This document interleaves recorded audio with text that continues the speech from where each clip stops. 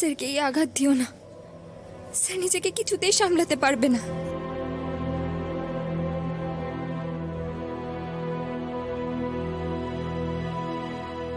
কোথায় রোহিত? এই কি শুরু করেছিস তোরা বলতো? এত বড় একটা খবর এসেছে, আমাকে জানানোর প্রয়োজন পর্যন্ত বোধ করিসনি। ওদিকে আমি কাকুমণির কথা মতো নতুন করে ডুবুরি লাগিয়ে সমস্ত কিছু তোলপাড় করে দিলাম, এদিকে তোমরা ডেড বডি শনাক্ত করতে এসছো, আমাকে জানাওনি। আচ্ছা ঠিক আছে, তুমি এভাবে চটে যাচ্ছ কেন? ওর কি সেই অবস্থা আছে যে ও কাউকে জানাবে?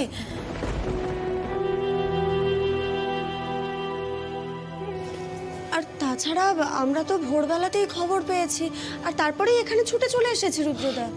আসলে ডেড বডিটা অনেকটা দূরে পাওয়া গেছে, মানে মোহনাপুরা থেকে অনেকটাই দূরে, প্রায় 15 কিলোমিটার। মুখটাও ক্ষতবিক্ষত হয়ে গেছে। আমরা কেউ শিওর নই যে ওটা আদেও শালিনী ম্যাডামের বডি কিনা, তাই রোহিতকেও জোর করে টেনে নিয়ে এলাম।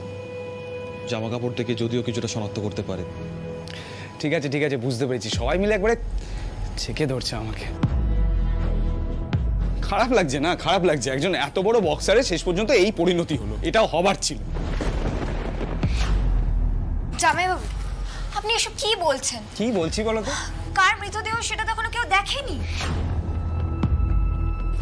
স্যার একেই অস্থির হয়ে পড়েছে, তার উপর আপনি এসব বলছেন। অংশদা, আমি না এই টেনশনটা আর সহ্য করতে পারছি না। আমি ভেতরে গেলাম। স্যার স্যার দাঁড়ান, স্যার স্যার। সবাই মিলে যাওয়ার দরকার নেই, আমি গিয়ে দেখছি। মর্গে যাবে সবাই মিলে।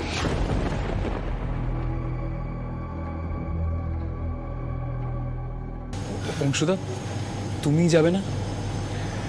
না পিয়াল, ছোঁয়া যাওয়ার দরকার নেই। রোহিতকে এ সময় ফুলকি সামলাতে পারবে।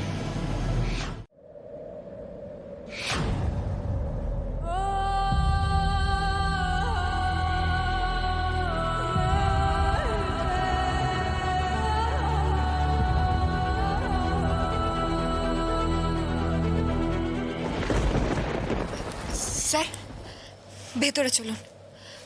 এখানে দাঁড়িয়ে শনাক্ত করবেন কি করে? ভেতরে চলুন। ফুলকি, এটা যদি সত্যি সত্যি শালিনীর মৃতদেহ হয়,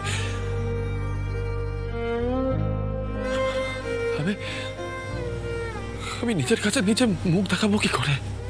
স্যার আপনি মা কালীর ওপর ভরসা রাখুন। মা কালী এত বড় অন্যায় হতে দেবে না। শালিনী ম্যাডাম বেঁচে আছেন।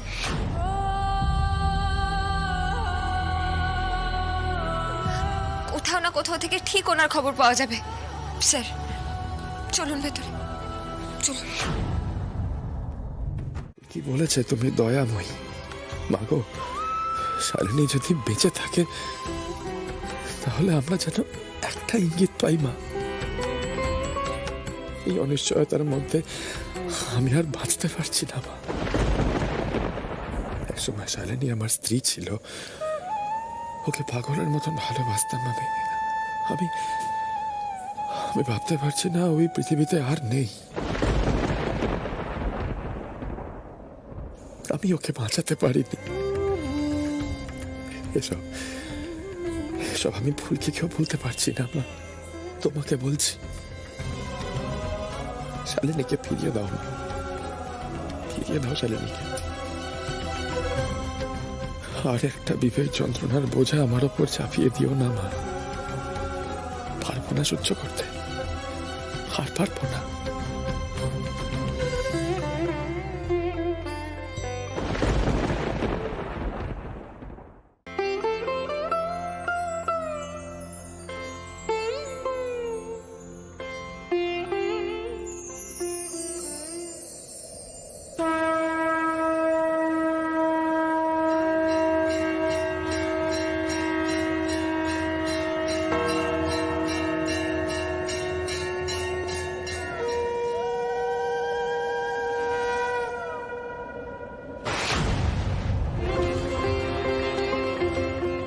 স্যার স্যার দেখুন, মা কালী আশীর্বাদ করেছে। জয় মা কালী, জয় মা কালী। স্যার আর কোনো ভয় নেই। এবার আমরা ঠিক জানতে পারবো যে শালিনী ম্যাডাম বেঁচে আছে। তোমার কথাই যেন সত্যি হয় ফুলকি। তোমার কথাই যেন সত্যি হয়।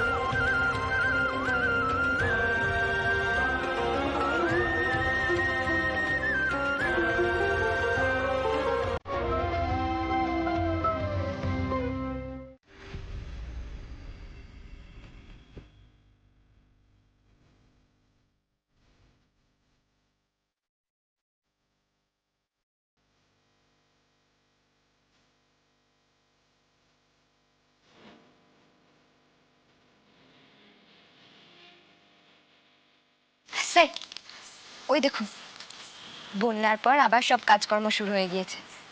চায়ের দোকানটা এর মধ্যেই তৈরি হয়ে গিয়েছে। স্যার, আমাদের সুপার স্টোরটাও তো ধীরে ধীরে খুলতে হবে এবার।